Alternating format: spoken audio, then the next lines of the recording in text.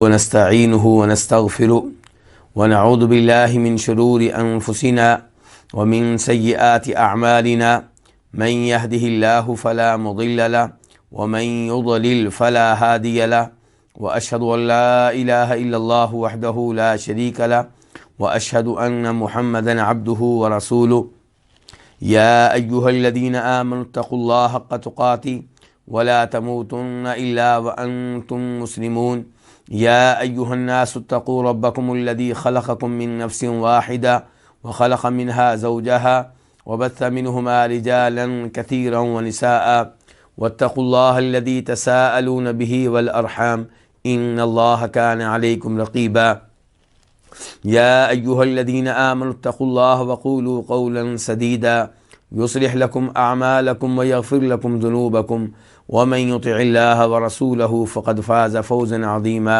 أما بعد فإن خير الحديث كتاب الله وخير الهدي هدي محمد صلى الله عليه وسلم وشر الأمور محدثاتها وكل محدثة بدعة وكل بدعة ضلالة وكل ضلالة في النار۔ جیسا کہ شیخ محترم نے اس کتاب کی اہمیت کے بارے میں گفتگو کی ہے اور ان کی گفتگو بالکل ٹھیک ہے، اللہ رب العزت ان کو جزائے خیر دیں، تو یہ کتاب بہت زیادہ اہمیت رکھتی ہے۔ اور آج کل اس کتاب کی جس حدیث کا ہم مطالعہ کر رہے ہیں یہ جناب جابر رضی اللہ تعالیٰ عنہ کی روایت کردہ وہ حدیث ہے جس کا تعلق آپ صلی اللہ علیہ وسلم کے حج سے ہے۔ چونکہ یہ حدیث طویل ہے، لمبی ہے، اس لیے اس کا کچھ حصہ گزشتہ درس میں ہم پڑھ سکے تھے اور باقی حصہ آج مکمل کریں گے۔ ہماری گفتگو یہاں تک پہنچی تھی کہ نبی علیہ الصلوۃ والسلام نے صفا مروہ کے مابین سعی کی، اور جب صفا پہاڑ پہ آئے تو وہاں پہ آپ نے قبلہ رخ ہو کر یہ دعا پڑھی، لا الہ الا اللہ وحدہ لا شریک لہ لہ الملک ولہ الحمد وہو علی کل شیء قدیر، لا الہ الا اللہ وحدہ انجز وعدہ ونصر عبدہ وہزم الاحزاب وحدہ۔ یہاں تک ہم پہنچے تھے، اور نمبرنگ کے لحاظ سے میں بتا دوں کہ اس کتاب میں اس حدیث کا نمبر ہے 830 830، تو اس کا پارٹ 1 جو ہے وہ ہم پڑھ چکے ہیں، آج پارٹ 2 پڑھیں گے۔ ثم دعا بین ذالک، جناب جابر کہتے ہیں کہ آپ نے جب یہ دعا پڑھ لی تو پھر آپ نے دعا کی بین ذالک، اس کے درمیان۔ کس کے درمیان؟ یعنی کہ یہ جو دعا ہے اس کا تذکرہ کرنے کے بعد جناب جابر کہہ رہے ہیں کہ آپ نے دعا کی بین ذالک، اس ذکر کے درمیان۔ یہ ذکر یہی لا الہ الا اللہ وحدہ لا شریک لہ لہ الملک ولہ الحمد وہو علی کل شیء قدیر، یہ ذکر جو کیا جائے گا کہاں پہ؟ صفا پہاڑ پہ۔ تو اس کے بارے میں کہہ رہے ہیں جناب جابر کہ آپ نے اس کے درمیان دعا کی۔ اس کے درمیان سے کیا مراد ہے؟ اس کا ایک مطلب یہ ہو سکتا ہے کہ اس ذکر کو آپ 2 حصوں میں تقسیم کر لیں۔ پہلا حصہ یہ ہو جائے گا کہ لا الہ الا اللہ وحدہ لا شریک لہ لہ الملک ولہ الحمد وہو علی کل شیء قدیر، یہ پہلا حصہ۔ دوسرا حصہ لا الہ الا اللہ وحدہ انجز وعدہ ونصر عبدہ وہزم الاحزاب وحدہ۔ تو آپ نے ان 2 حصوں کے بیچ میں دعا کی۔ دوسرا مطلب یہ ہے کہ نبی علیہ الصلوۃ والسلام نے چونکہ یہ ذکر وہاں پہ 3 بار پڑھا ہے، لا الہ الا اللہ وحدہ، یہ پورا جو ذکر آپ نے کتنی بار پڑھا ہے؟ 3 دفعہ۔ تو ایک دفعہ پڑھتے، بیچ میں آپ ہاتھ اٹھا کر دعا کرتے، جو اللہ سے مانگنا ہوتا وہ مانگتے، پھر دوسری بار یہ ذکر پڑھتے اور پھر ہاتھ اٹھا کر دعا کرتے، پھر تیسری بار یہ ذکر پڑھتے اور پھر ہاتھ اٹھا کر دعا کرتے۔ اور علماء کرام کہتے ہیں کہ جو آخری جو موقف ہے یہ زیادہ مشہور ہے، یعنی کہ آپ پورا یہ ذکر پڑھتے، اس کے بعد ہاتھ اٹھا کر دعا کرتے، اس کے بعد دوبارہ یہ ذکر پڑھتے، پھر دعا کرتے، پھر تیسری بار ذکر پڑھتے، پھر دعا کرتے۔ اور یہاں پہ میں یہ بھی وضاحت کر دوں، اگرچہ اس امر کا تذکرہ اس حدیث میں نہیں ہے، کہ نبی علیہ الصلوۃ والسلام صفا پہاڑ پہ بھی، مروہ پہاڑ پہ بھی ہاتھ اٹھا کے دعا کیا کرتے تھے۔ تو وہاں پہ ہاتھ اٹھانے کا مطلب دعا کے لیے ہاتھ اٹھانا ہے، لیکن ہم دیکھتے ہیں کہ وہاں پہ لوگ ہاتھ اٹھا رہے ہوتے ہیں اور کعبہ کی طرف اشارہ کر رہے ہوتے ہیں، جبکہ وہاں پہ ہاتھ اٹھانے کا یہ مطلب قطعاً نہیں ہے۔ وہاں پہ ہاتھ اٹھانے کا مطلب کیا ہے؟ دعا کے لیے ہاتھ اٹھانا۔ تو جناب جابر کہتے ہیں ثم دعا بین ذالک، پھر آپ نے دعا کی ان کے درمیان، ان الفاظ کے درمیان، ان کلمات کے درمیان۔ قال مثل هذا 3 مرات، آپ نے اس طرح 3 مرتبہ کہا۔ کس طرح؟ یہ جو لا الہ الا اللہ وحدہ پورا ذکر گزرا ہے، یہ ذکر آپ نے کتنی بار کہا ہے؟ 3 مرتبہ کہا ہے۔ قال آپ نے کہا ہے مثل هذا، اس طرح 3 مرات، 3 مرتبہ۔ ثم نزل الى المروہ، پھر آپ مروہ کے لیے اترے۔ کہاں سے اترے؟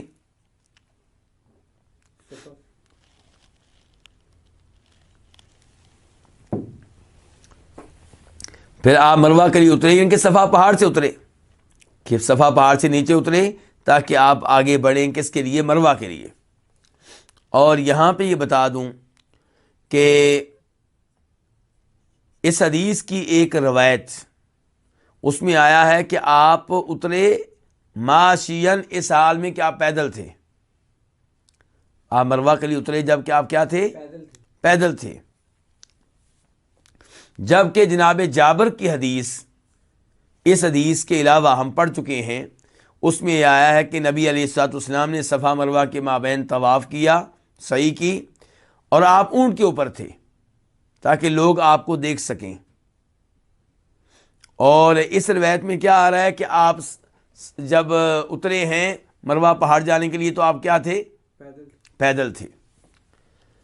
اور یہ بات بھی حقیقت ہے کہ نبی علیہ الصلوۃ والسلام نے صفا مروہ کی سعی حج میں 1 بار کی ہے، 2 بار نہیں کی۔ اگر 2 بار کی ہوتی تو ہم کہتے کہ جناب جابر کی ایک روایت میں آیا ہے کہ آپ سوار تھے اور دوسری روایت میں آیا کہ آپ پیدل تھے، اور دونوں روایات اپنی اپنی جگہ پہ ٹھیک ہیں اور ان میں کوئی تضاد نہیں ہے۔ لیکن یہاں میں مسئلہ یہ ہے کہ آپ نے حج میں صفا مروہ کی سعی کتنی بار کی ہے؟ 1 مرتبہ کی ہے۔ طواف آپ نے کتنے کیے ہیں؟ 3۔ ایک طواف قدوم، دوسرے نمبر پہ 10 طریق کا طواف جس کو طواف افاضہ بھی کہتے ہیں، طواف زیارت بھی کہتے ہیں، طواف رکن بھی کہتے ہیں، اور تیسرے نمبر پہ الوداعی طواف۔ اور صفا مروہ کی سعی آپ نے طواف وداع کے ساتھ نہیں کی، الوداعی طواف کے ساتھ نہیں کی، تو وہ کتنی بار کی آپ نے؟ 1 بار۔ تو اب یہاں پہ سوال پیدا ہوتا ہے کہ پھر کون سی روایت ٹھیک ہے؟ تو علماء کرام نے، چونکہ وہ آپ کی احادیث سے محبت کرتے ہیں، جب آپ کی حدیث صحیح سند سے ثابت ہو جائے تو اس کا احترام کرتے ہیں، کیونکہ آپ کی احادیث کا احترام آپ ہی کا احترام ہے، آپ کی گفتگو کا احترام آپ کا احترام ہے۔ وہ منکرین حدیث کی طرح نہیں ہے کہ آپ کی احادیث کا مذاق اڑائیں۔ تو اس لیے وہ اللہ کی توفیق سے اس نتیجے پہ پہنچے ہیں کہ نبی علیہ الصلوۃ والسلام صفا مروہ کی سعی میں پیدل تھے، اور جب لوگوں نے رش قائم کر لیا اور ہر کوئی آپ کو دیکھنا چاہتا ہے کہ آپ کیا کر رہے ہیں، تو تب آپ نے پھر سوار ہو گئے، اونٹ کے اوپر پھر سوار ہو گیا۔ تو دونوں باتیں اپنی جگہ پہ کیا ہے؟ ٹھیک ہے۔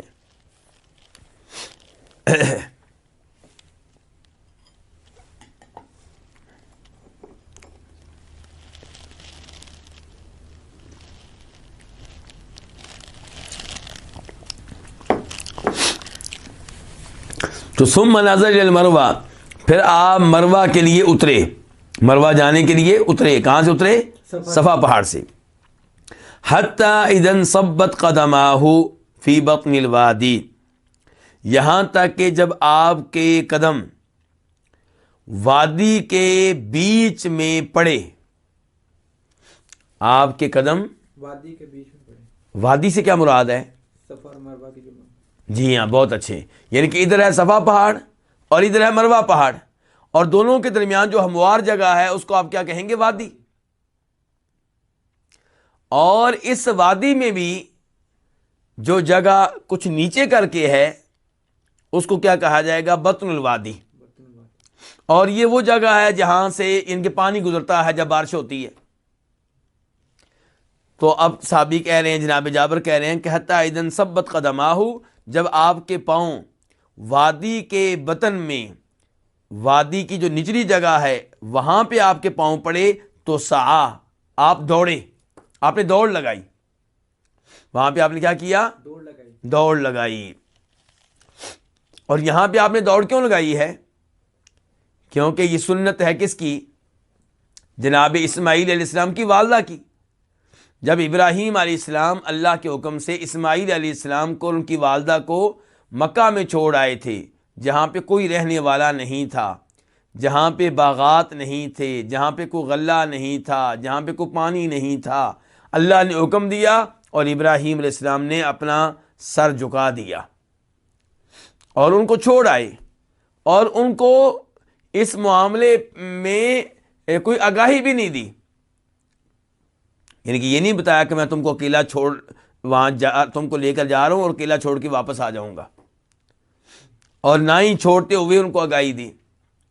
وہ تو جب دیکھا اسماعیل علیہ السلام کی والدہ نے کہ ابراہیم جا رہے ہیں، کہاں ابراہیم؟ وہ کوئی جواب ہی نہیں دے رہے، ظاہر خود بھی پریشان ہے، اللہ کا حکم بھی مان رہے ہیں، لیکن کچھ نہ کچھ اداسی تو ہوتی ہے بہرحال کہ بیگم اور بچوں سے دور رہیں گے۔ تو پھر جناب اسماعیل علیہ السلام کی والدہ نے پوچھا کہ اللہ کے حکم سے آپ ایسا کر رہے ہیں؟ انہوں نے کہا بالکل۔ تو کہا پھر اللہ ہمیں ضائع نہیں کرے گا۔ اب اسماعیل علیہ السلام کی عمر کیا تھی؟ ماں کا دودھ پیتے تھے۔ اب اسماعیل علیہ السلام ماں کا دودھ پی رہے ہیں، ماں کا دودھ کب آئے گا؟ جب ماں کو خوراک ملے گی۔ جب ماں کو خوراک نہیں ملے گی تو دودھ کہاں سے آئے گا؟ تو بہرحال اسماعیل علیہ السلام کی والدہ پانی وغیرہ کی تلاش میں دائیں بائیں دیکھتی ہیں، جاتی ہیں، پانی ملتا نہیں ہے۔ صفا پہاڑ پہ چڑھیں، پھر نیچے اتریں، پھر مروہ پہاڑ پہ چڑھیں، تو اس طرح انہوں نے چکر لگائے، اور جب یہ اس بطن الوادی میں آتی تھی تو یہاں پہ وہ دوڑ لگا دیتی تھی۔ تو ان کی اس سنت پہ عمل کیا کس نے؟ ہمارے نبی علیہ الصلوۃ والسلام نے۔ آپ دیکھیں کہ اس عظیم خاتون نے کتنی بڑی قربانی دی ہے، تو اللہ نے ان کے اس عمل کو کیا بنا دیا ہے؟ سنت بنا دیا ہے، اور اس کے اوپر عمل کیا ہے ہمارے نبی علیہ الصلوۃ والسلام نے، اور ہم آپ کی وجہ سے عمل کرتے ہیں۔ تو سعا، تو آپ وہاں پہ کیا کیا؟ آپ نے وہاں پہ دوڑ لگائی، آپ نے تیز چلے ہیں، آپ وہاں پہ دوڑے ہیں۔ حتی اذا، اچھا یہاں پہ یہ بھی سوال ہوتا ہے، تو کیا آج کل عورتیں دوڑیں گی؟ جبکہ بنیادی طور پہ کون دوڑی تھی؟ جناب اسماعیل علیہ السلام کی والدہ، یعنی کہ وہ مرد نہیں بلکہ خاتون تھی۔ تو جب یادگار ان کی ہے تو آج کل عورتیں پھر یہاں پہ دوڑ لگائیں گی کہ نہیں لگائیں گی؟ جواب یہ ہے کہ عورتیں دوڑ نہیں لگائیں گی۔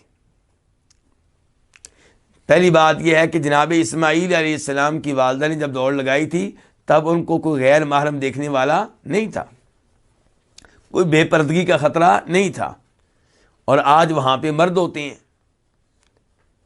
تو اس لیے عورتیں جو ہیں وہاں پہ دوڑ نہیں لگائیں گی بلکہ آرام سے چلیں گی۔ حتی اذا صعدتا مشا، یہاں تک کہ جب آپ کے پاؤں اوپر چڑھنے لگے تو مشا، تب آپ معمول کی چال چلے، یعنی کہ جب وہ وادی کی جگہ تھی، ہموار جگہ، وہاں پہ آپ نے کیا کیا؟ تیز چلے، دوڑ لگائی، اور جب وہ راستہ اوپر کو جانے لگا آہستہ آہستہ تو وہاں پہ پھر آپ نے دوڑ نہیں لگائی بلکہ آپ عام چال چلے ہیں۔ آج کل کیا نشانی ہے اس جگہ کی؟ سعودی حکومت نے وہاں پہ سبز لائٹیں لگا دی ہیں، جہاں سے دوڑنے کا آغاز ہوگا وہاں پہ بھی سبز لائٹیں ہیں، اور جہاں اختتام ہوگا وہاں پہ بھی سبز لائٹیں ہیں۔ تو یہ ہے دوڑنے کی جگہ۔ حتی اتل مروہ، یہاں تک کہ آپ کہاں آئے؟ مروہ پہ آئے۔ ففعل علی المروۃ کما فعل علی الصفا، آپ نے مروہ پہاڑ پہ وہی کچھ کیا جو آپ نے کہاں کیا تھا؟ جو صفا پہاڑ پہ کیا تھا، یعنی کہ وہی اذکار، وہی دعائیں جو آپ نے پڑھی تھیں صفا پہاڑ پہ، وہی آپ نے پڑھی ہیں مروہ پہاڑ پہ۔ لیکن ایک فرق رہے گا، وہ کیا؟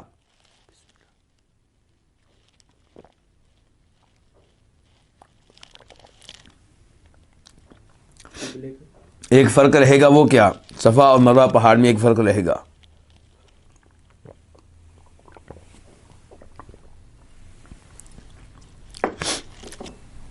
وہ فرق یہ ہے کہ صفا پہاڑ پہ چڑھتے ہوئے آپ نے کیا کہا تھا؟ ان الصفا والمروۃ من شعائر اللہ ابدؤ بما بدأ اللہ بی۔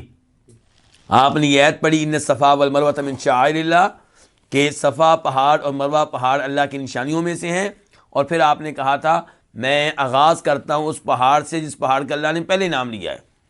مروہ پہ چڑھتے ہوئے نہ یہ آیت پڑھنی ہے اور نہ یہ کہنا ہے کہ میں آغاز کرتا ہوں وہاں سے جہاں سے اللہ نے آغاز کیا ہے۔ صفا پہاڑ پہ چڑھتے ہوئے پہلی بار وہ آیت پڑھنی ہے اور یہ الفاظ کہنے ہیں، اس کے بعد نہ صفا پہاڑ پہ چڑھتے ہوئے الفاظ کہنے ہیں، نہ مروہ پہاڑ پہ چڑھتے ہوئے الفاظ کہنے ہیں۔ تو اب آپ جب مروہ پہ آئے ہیں تو آپ نے کیا وہاں پہ کیا ہوگا؟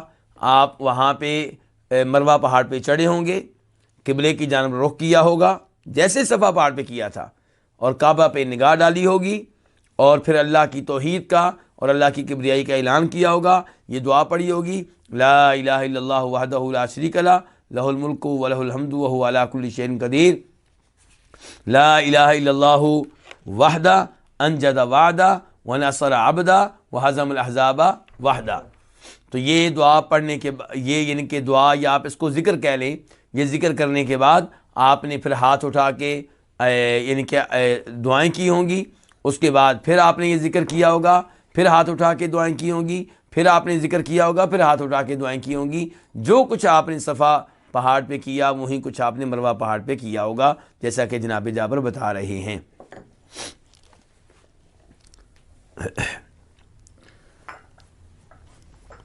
حتی اذا کان آخر طوافہ علی المروہ، یہاں تک کہ جب آپ کا آخری چکر مروہ پہاڑ پہ تھا، یہاں تک کہ جب آپ کا آخری چکر کہاں پہ تھا؟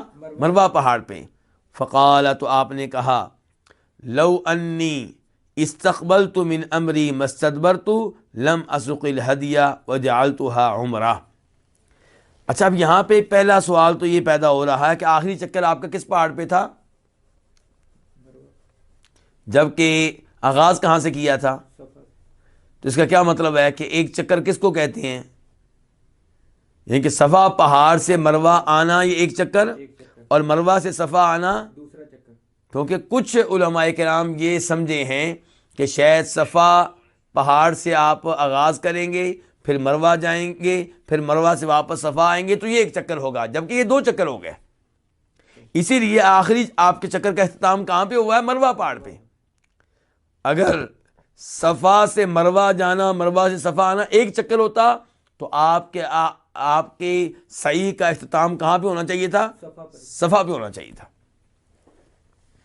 تو یہاں تک کہ جب کہ آپ کے طواف یعنی کہ مراد صحیح ہے، آپ کی صحیح کا جو آخری چکر تھا علی المروۃ مروہ پہاڑ پہ، فقالا، تو آپ نے کہا، یعنی کہ جب آپ کا آخری چکر مروہ پہاڑ پہ تھا تو تب آپ نے کیا کہا؟ آپ نے کہا لو انی استقبلت من امری ما استدبرت لم اسق الہدیہ، اگر اپنے معاملے میں سے وہ بات میں پہلے جان لیتا جو میں نے بعد میں جان لی تو میں قربانی کے جانور ساتھ لے کر نہ آتا، وجعلتها عمرہ، اور میں اس حج کو عمرہ بنا لیتا۔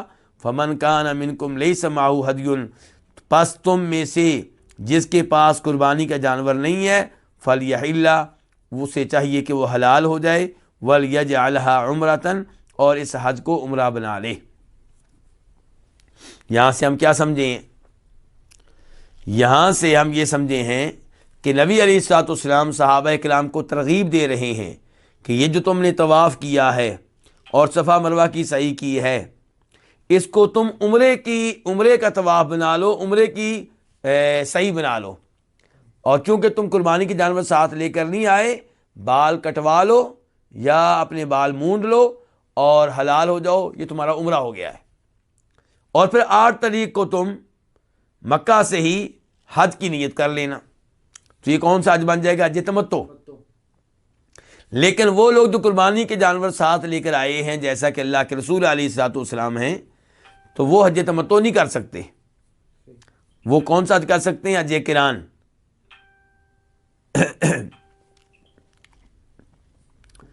تو آپ کہہ رہے ہیں کہ لو انی استقبلت من امری ما استدبرت، اگر وہ اپنے معاملے میں سے وہ بات میں پہلے جان لیتا، مستدبرت جو میں نے بعد میں جان لی ہے، تو لم اسق الہدیہ، میں قربانی کے جانور ساتھ لے کر نہ آتا، وجعلتها عمرہ، اور میں اس کو عمرہ بنا لیتا۔ اس سے پتہ چلا کہ نبی علیہ الصلوۃ والسلام عالم الغیب نہیں تھے۔ جو غیبی بات اللہ نے آپ کو بتا دی وہ آپ کو معلوم ہو گئی، جو نہیں بتائی وہ آپ کو معلوم نہیں تھی۔ اور جو غیبی باتیں اللہ نے آپ کو بتائی ہیں وہ محدود ہیں، چند ایک ہیں، اور جو اللہ نے نہیں بتائیں وہ غیر محدود ہیں، لا تعداد ہیں، ان کا شمار ہی نہیں ہو سکتا۔ اسی لیے موسیٰ علیہ السلام اور جناب خضر علیہ السلام جب سمندر کے کنارے جمع ہوئے تھے اور ان کے سامنے ایک چڑیا نے سمندر میں سے پانی لیا تھا، تو خضر علیہ السلام نے موسیٰ علیہ السلام سے کہا تھا کہ موسیٰ، آپ نے دیکھا کہ اس چڑیا نے کتنا پانی لیا ہے؟ اب وہ پانی کتنا ہوگا؟ 1 قطرہ 2 قطرے؟ کہا میرا علم اور تمہارا علم، اس نے اللہ کے علم میں کوئی کمی نہیں کی، جیسے ان 2 قطروں نے سمندر کے پانی میں کوئی کمی نہیں کی۔ تو اب دیکھیے اللہ کا علم وسیع و عریض، غیر محدود، جبکہ نبی علیہ الصلوۃ والسلام کا اور ہر انسان کا علم کیا محدود ہے۔ اس لیے آپ کو عالم الغیب کہنا یہ درست نہیں ہے۔ اور یہاں پہ دیکھیے آپ کہہ رہے ہیں کہ اگر مجھے اپنے معاملے میں سے وہ بات پہلے معلوم ہو جاتی جو بعد میں معلوم ہوئی، تو میں قربانی کے جانور ساتھ لے کر نہ آتا۔ یہ کیا بات تھی؟ علماء کرام نے لکھا ہے کہ اس کا مطلب یہ ہے کہ بات تھی کہ اگر مجھے پہلے پتہ چل جاتا کہ عمرہ کر کے پہلے عمرہ کرنا چاہیے اور پھر احرام کھول دینا چاہیے، اس کے بعد حج کرنا چاہیے، اور یہ کہ یہ افضل ہے، تو میں قربانی کے جانور ساتھ لے کر نہ آتا۔ فرمایا فمن کان منکم لیس معہ ہدی، تم میں سے جس کے پاس قربانی کے جانور نہیں ہے، فلیحل، وہ حلال ہو جائے، یعنی کہ وہ صفا مروہ کی سعی کے بعد اپنے سر کے بال کٹوا لے اور حلال ہو جائے، احرام کھول دے۔ ولیجعلھا عمرہ، اور اس کو کیا بنا لے؟ عمرہ بنا لے۔ فقام سراقۃ بن مالک بن جعشم، تو سراقہ بن مالک بن جوشم کھڑے ہوئے۔ یہ سراقہ بن مالک بن جوشم الکنانی ہیں۔ یہ کون ہیں؟ آپ لوگوں کو شاید یاد ہو کہ نبی علیہ الصلوۃ والسلام جب ہجرت کے موقع پہ مکہ سے مدینہ کے لیے نکلے تھے، تو مکہ والوں نے اعلان کیا تھا کہ جو محمد کو صلی اللہ علیہ وسلم گرفتار کر کے لائے، ہم اس کو 100 اونٹ انعام دیں گے۔ تو کئی لوگوں نے آپ کا پیچھا کرنے کی کوشش کی تھی، لیکن ان میں سے جس کو کامیابی ملی تھی وہ سراقہ بن مالک تھے۔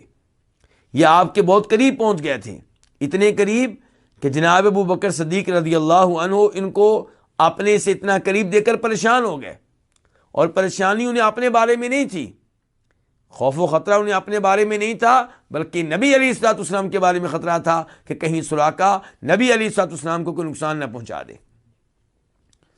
تو تب اللہ کے فضل و کرم سے سراقہ بن مالک کے گھوڑے کے پاؤں زمین میں دنس گئے تھے۔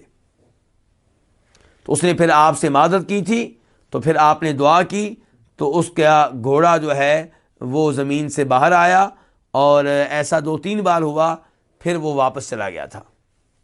لیکن مسلمان اس وقت نہیں ہوا۔ سراقہ مسلمان کب ہوئے ہیں؟ جب مکہ فتح ہوا ہے۔ تو یہ سراقہ بن مالک بن جوشم جو ہیں یہ کھڑے ہوئے، فقال، تو کہنے لگے یا رسول اللہ، اے اللہ کے رسول، علی عامنا ھذا ام لابدین، کیا یہ ہمارے اس سال کے لیے ہے یا ہمیشہ ہمیشہ کے لیے ہے؟ کیا مطلب ہے اس کا؟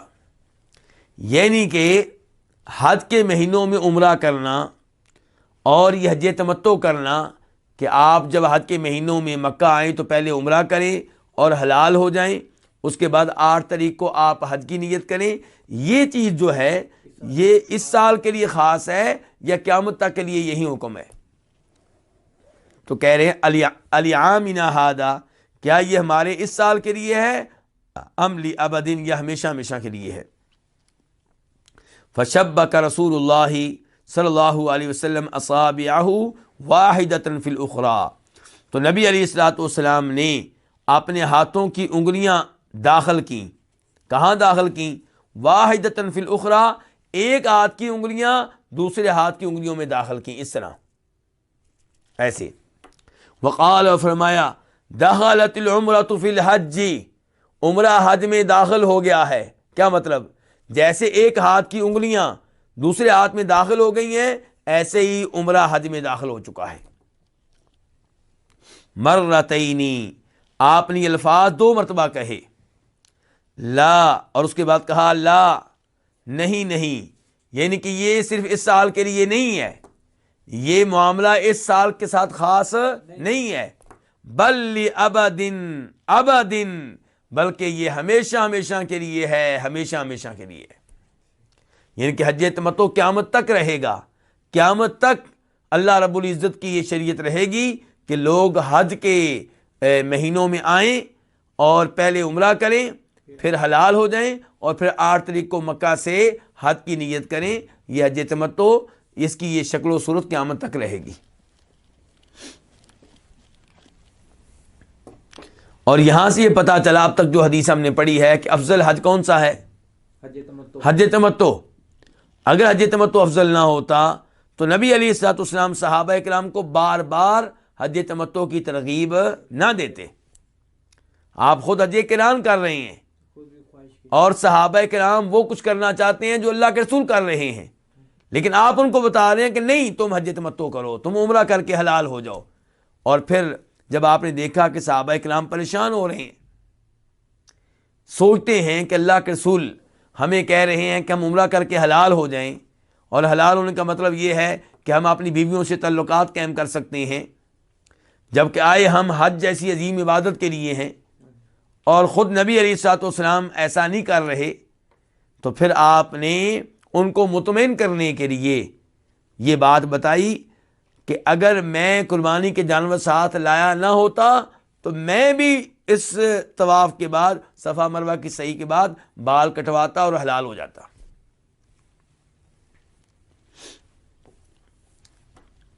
اس کے بعد وقادم علی من الیمن ببدن النبی صلی اللہ علیہ وسلم، جناب جابر فرماتے ہیں کہ علی، کون سے علی؟ جو بعد میں چوتھے خلیفہ بنے، جناب علی بن ابو طالب رضی اللہ تعالی عنہ، جن سے محبت ایمان کی علامت اور نشانی ہے اور جن سے بغض و عداوت منافقت کی علامت اور نشانی ہے، یہ جناب علی جو ہیں یمن سے آئے۔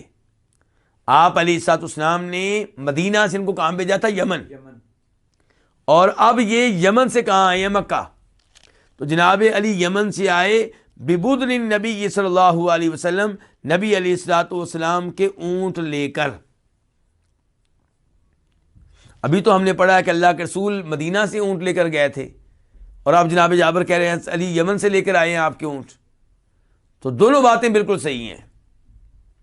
یہ اصول ذہن میں رکھ لیا جائے کہ احادیث اگر ثابت ہوں تو ان میں ٹکراؤ نہیں ہوتا۔ تو بات کیا ہے کہ آپ نے کتنے اونٹ ذبح کیے تھے؟ نار کیے تھے 100 کو تھوڑی تعداد نہیں ہے۔ تو ان میں سے کئی اونٹ آپ مدینہ سے لے کر آئے تھے اور کئی آپ کے لیے جناب علی یمن سے لے کر آئے تھے۔ دونوں باتیں بالکل صحیح ہیں۔ تو جناب علی یمن سے نبی علیہ الصلوۃ والسلام کے اونٹ لے کر آئے۔ فوجد فاطمہ، تو انہوں نے جناب فاطمہ کو پایا، کنہوں نے؟ علی نے، اور فاطمہ ان کی کیا لگتی ہیں؟ وائف، بیگم، نبی علیہ السلام کی صاحبزادی، اور ان سے بھی ہم اللہ کے فضل و کرم سے محبت کرتے ہیں۔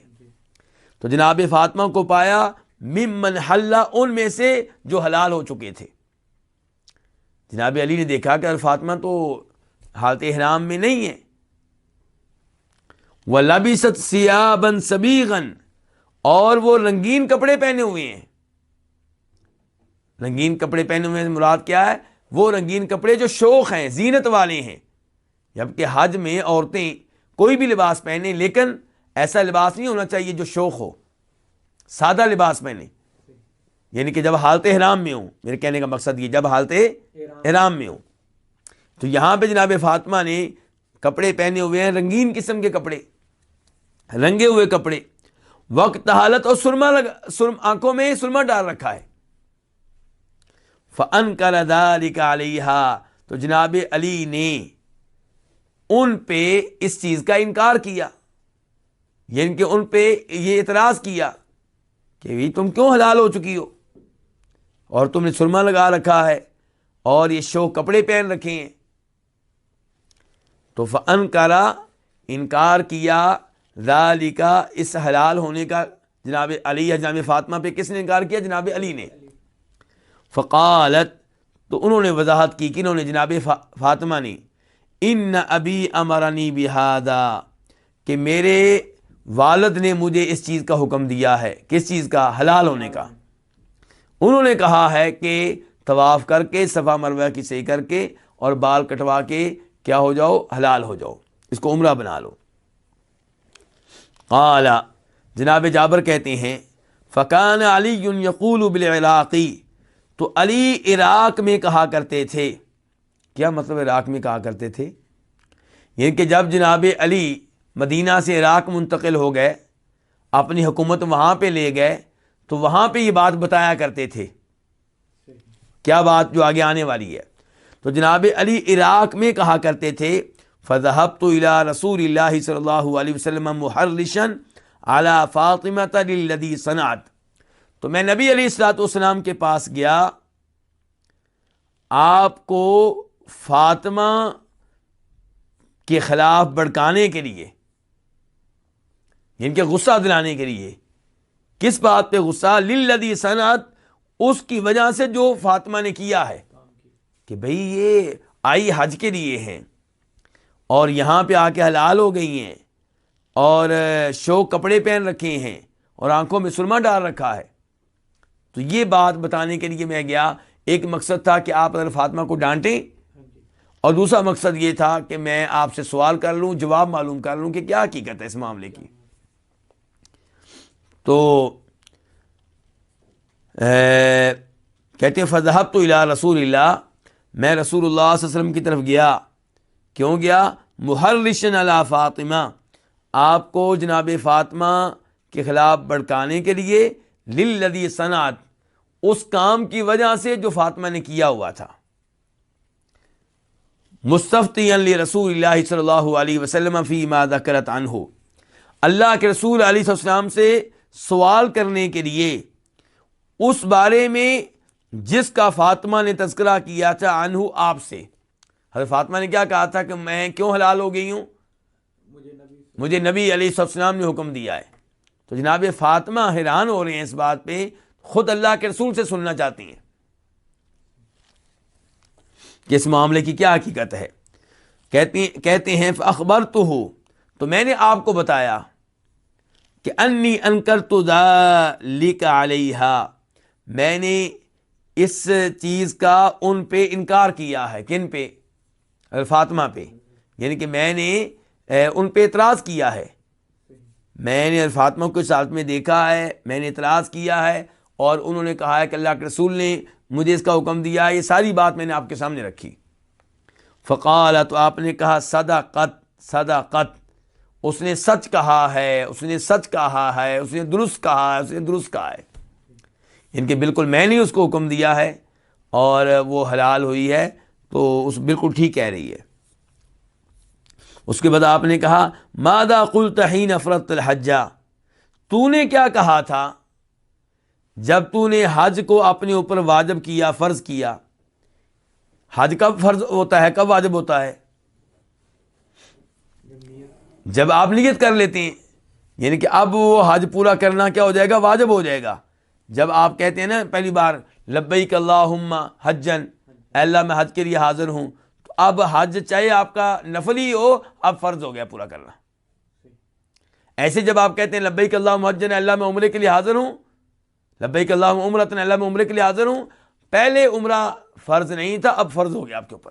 کیونکہ اللہ کہتے ہیں وَأَتِمُّوا الْحَجَّ وَالْعُمْرَةَ لِلَّهِ، اللہ کو راضی کرنے کے لیے حج عمرے کو مکمل کرو.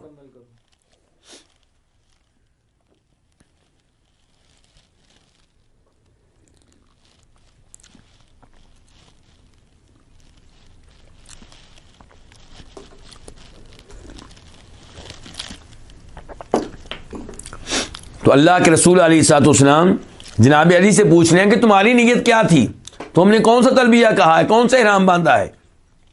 تو آپ کہتے ہیں ماذا قلتا، تو نے کیا کہا جس وقت تو نے حج کو اپنے اوپر فرض کیا؟ قال، جناب علی کہتے ہیں کہ قلت، میں نے کہا اللہم، اے اللہ، یعنی کہ میں نے جب تلبیہ پڑھا تھا تو میں نے یہ الفاظ کہے تھے اللہم، اے اللہ، انی احل بما احل بہ رسولک، میں تلبیہ کہتا ہوں اسی کا جس کا تلبیہ کہا ہے تیرے رسول نے. میں احرام باندھ رہا ہوں اسی عبادت کا جس کا احرام باندھا ہے اللہ کے رسول علیہ الصلوۃ والسلام نے. یعنی کہ اللہ کے رسول نے حج کا باندھا ہے یا عمرے کا باندھا ہے، جس چیز کا احرام باندھا ہے آپ نے، اسی کی میں نیت کر رہا ہوں، اسی کا میں تلبیہ کہہ رہا ہوں. انی احل، میں تلبیہ کہتا ہوں، میں احرام باندھتا ہوں بما احل بہ رسولک کا، اسی عبادت کا جس کا احرام باندھا ہے تیرے رسول نے صلی اللہ علیہ وسلم. قال، تو آپ نے کہا فإن معی الہدی فلا تحل، بے شک میرے ساتھ تو قربانی کے جانور ہیں، تو تم اب حلال نہ ہونا. یہ کہ تم نے یہ نیت کی تھی کہ میں وہی حج کروں گا جو اللہ کے رسول کر رہے ہیں، حج عمرے میں سے وہی کام کروں گا جو اللہ کے رسول کر رہے ہیں، تو میرے ساتھ چونکہ قربانی کے جانور تھے تو میں نے تو پھر حج قران کی نیت کی ہے. تو جب تمہاری نیت وہی ہوئی جو میری ہے، تو جیسے میں حلال نہیں ہوا تم نے بھی حلال نہیں ہونا. فرمایا فإن معی الہدی، میرے ساتھ قربانی کے جانور ہیں، فلا تحلوا، تو تم نے حلال نہیں ہونا، یعنی کہ ایسے ہی حالت احرام میں رہنا ہے. قال، کہتے ہیں، کون کہتے ہیں؟ جناب جابر.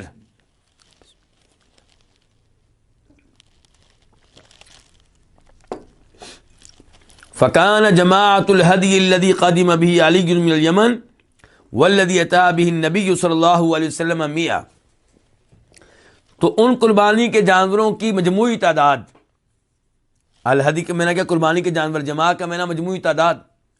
تو ان قربانی کے جانوروں کی مجموعی تعداد جنہیں علی یمن سے لے کر آئے اور جنہیں نبی علیہ السلام لے کر آئے، یعنی کہ مدینہ سے، تعداد کتنی تھی؟ 100. تو نبی علیہ السلام کی طرف سے یہ 100 اونٹ جو ہیں وہ نہر ہوئے ہیں، ذبح ہوئے ہیں. تو ٹوٹل اونٹ کتنے تھے؟ 100. اب دیکھیں نا وہی بات نکلی کہ آخر میں جناب جابر نے خود کہہ دیا کہ علی جو یمن سے لے کر آئے اور اللہ کے رسول جو مدینہ سے لے کر آئے، یہ کہ دونوں باتیں اپنی جگہ پہ ٹھیک ہے، کوئی بھی غلط نہیں ہے. قال، کہتے ہیں، کون کہتے ہیں؟ حضرت جابر کہتے ہیں فحل الناس كلهم وقصروا الا النبي صلی اللہ علیہ وسلم ومن كان معه هدي، تو سب کے سب لوگ حلال ہو گئے، وقصروا، اور انہوں نے اپنے بال کٹوا لیے، سوائے نبی علیہ الصلوۃ والسلام کے اور سوائے ان کے جن کے پاس قربانی کے جانور تھے، یعنی کہ جو حج قران کر رہے تھے وہ حلال نہیں ہوئے، باقی سب کیا ہو گئے؟ یعنی کہ سب نے طواف اور صفا مروہ کی صحیح کے بعد بال کٹوائے اور اس کو عمرہ بنا لیا اور حلال ہو گئے. البتہ یہاں پہ جناب جابر نے جناب عائشہ کا تذکرہ نہیں کیا. جناب عائشہ کے پاس قربانی کے جانور نہیں تھے، وہ پھر بھی حلال نہیں ہوئی، کیوں؟ کیونکہ ان کی مجبوری تھی، کیا ہے، اس کا خون آیا ہوا تھا، نہ طواف ہوا، نہ صفا مروہ کی صحیح ہوئی، اور نہ بال کٹے، نہ حلال ہوئی۔ تو جناب جابر کہتے ہیں کہ تمام کے تمام لوگ حلال ہو گئے اور انہوں نے اپنے بال کٹوا لیے سوائے نبی علیہ السلام کے اور ان صحابہ کرام کے جن کے پاس کیا تھے، قربانی کے جانور تھے۔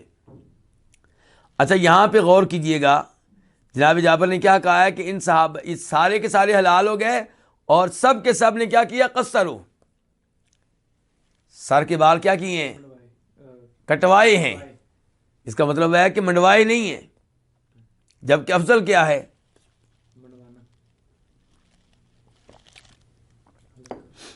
افضل حلق ہے، منڈوانا ہے، اور ان سب نے قصر کروایا ہے، بال ہلکے کروائے ہیں۔ تو کیا صحابہ کرام میں سے کوئی بھی ایسا نہیں تھا جس کو افضل چیز کا شوق ہو؟ نہیں، مراد یہ نہیں تھی کیونکہ بیچ میں عورتیں بھی تھیں۔ تو یہاں پہ نوٹ کرنے والی بات یہ ہے کہ ہم جانتے ہیں کہ نبی علیہ الصلوۃ والسلام اور آپ کے صحابہ کرام مکہ کب پہنچے ہیں، 4 تاریخ کو، ذوالحجہ کی 4 تاریخ کو، اور حج کس تاریخ کو شروع ہوتا ہے، 8 تاریخ کو۔ تو اس کا مطلب یہ ہے، اور حج میں پھر بال منڈوانے ہوتے ہیں کب، 10 تاریخ کو۔ تو اگر 4 تاریخ کو صحابہ کرام حلق کروا لیتے، سر کے بال منڈوا لیتے، تو 10 تاریخ کو کیا کرتے؟ صحیح۔ تو اس لیے انہوں نے حج بہت قریب ہونے کی وجہ سے سر کے بال کیا کیے ہیں، کٹوائے ہیں، منڈوائے نہیں ہیں۔ اسی لیے علماء کرام لکھتے ہیں کہ جب حج اتنا قریب ہو تو پھر افضل یہی ہے کہ آپ سر کے بال کٹوا لیں تاکہ حج میں منڈوانے کا موقع ملے۔ صحیح۔ فلما کان یوم الترویہ توجہوا الی منی، جب یوم ترویہ آ گیا، کیا آ گیا؟ یوم ترویہ۔ جب یوم ترویہ تھا، اور یوم ترویہ کس کو کہتے ہیں؟ 8 ذی الحجہ کی 8 تاریخ کو۔ اور ترویہ کا معنی کیا ہوتا ہے؟ بلکہ یہاں پہ میں بتا دوں کہ حج میں جو پہلا دن ہوتا ہے وہ 8 تاریخ ہے، اس کو کہتے ہیں یوم ترویہ، اور جو دوسرا دن ہے وہ ہوتی ہے 9 تاریخ، اس کو کہتے ہیں یوم عرفات۔ جو تیسرا دن ہے وہ 10 تاریخ ہے، اس کو کہتے ہیں یوم النحر، قربانی کا دن۔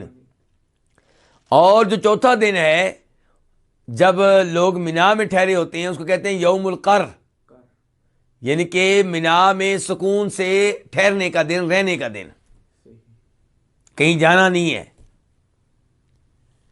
اور پھر 12 تاریخ آتی ہے تو اس کو کہتے ہیں یوم النفر الاول، یعنی کہ وہ یہ پہلا دن ہے جس دن حاجی مینا سے نکل سکتے ہیں، حج کر کے فارغ ہو کے جا سکتے ہیں۔ لیکن جو افضل ہے وہ ہے کہ آپ 13 تک رہیں۔ تو اس لیے پہلا جو 12 تاریخ ہے اس کو کیا کہتے ہیں، یوم النفر الاول، اور جو 13 تاریخ ہے اس کو کہتے ہیں یوم النفر الثانی، کہ مینا سے نکلنے کا دوسرا دن۔ تو یہ جتنے حج کے دن ہیں ہر ایک کا، ہر دن کا ایک نام ہے۔ تو 8 تاریخ کو کیا کہتے ہیں، یوم ترویہ۔ ترویہ کا معنی کیا ہوتا ہے، پانی سے سیراب کر دینا۔ چونکہ لوگ 8 تاریخ کو مکہ سے نکل کے مینا آتے ہیں، پھر مینا سے مکہ نہیں آتے بلکہ مینا سے آگے کہاں چلے جاتے ہیں، عرفات، 9 تاریخ، اور پھر عرفات سے کہاں آتے ہیں، مزدلفہ، اور پھر مزدلفہ سے اگلے دن کہاں آتے ہیں، مینا میں۔ تو یہ 3-4 دن مکہ میں داخل ہونے کا موقع نہیں ملتا، اور اس زمانے میں مینا میں، مزدلفہ میں، عرفات میں پانی کی سہولت نہیں ہوتی تھی، اس لیے وہ لوگ پانی اچھی طرح پلا لیتے تھے اپنے اونٹوں کو، اپنی اونٹنیوں کو، اور اپنے لیے بھی پانی کے برتن بھر لیتے تھے، مشکیزیں بھر لیتے تھے، تاکہ وہ یہ پانی استعمال کر سکے مینا میں بھی اور عرفات میں بھی، پھر مزدلفہ میں بھی، پھر مینا میں بھی۔ اب وضو بھی کرنا ہے، استنجا بھی کرنا ہے، غسل بھی کرنا پڑ سکتا ہے، اور پانی پینا بھی ہے۔ تو آپ اندازہ کر لیں کتنے پانی کی ضرورت ہوگی۔ تو اس لیے پھر اس دن کو کیا کہتے ہیں، یوم ترویہ۔ تو جب یوم ترویہ تھا، توجہوا الی منی، یہ سب کے سب متوجہ ہوئے انہوں نے رخ کیا کس کا؟ مینا کا. فَأَحَلُّوا بِالْحَجِّ، تو انہوں نے حج کا تلبیہ پڑھا. تو یہاں سے یوں لگ رہا ہے کہ جیسے مکہ سے وہ مینا نکل گئے اور مینا میں پہنچ کر حج کا تلبیہ پڑھا، جبکہ ایسا کرنا ناجائز ہے، نہ ایسا ہوا ہے. صحابہ کرام نے مکہ سے ہی حج کا تلبیہ پڑھا ہے. تو پھر ان الفاظ کا کیا مطلب ہے؟ ان کا مطلب یہ کہ توجہ الی مینا، یعنی کہ مینا جانے کے لیے انہوں نے تیاری کی. مینا جانے کے لیے انہوں نے کیا کر لی؟ تیاری کر لی، سب کچھ کر لیا، مینا کا رخ کرنے کے لیے تیار ہو گئے. تو انہوں نے حج کا تلبیہ پڑھا اور پھر گئے. یعنی کہ تو حج کا تلبیہ مینا میں جا کے نہیں پڑھا، کہاں سے پڑھا؟ مکہ سے ہی.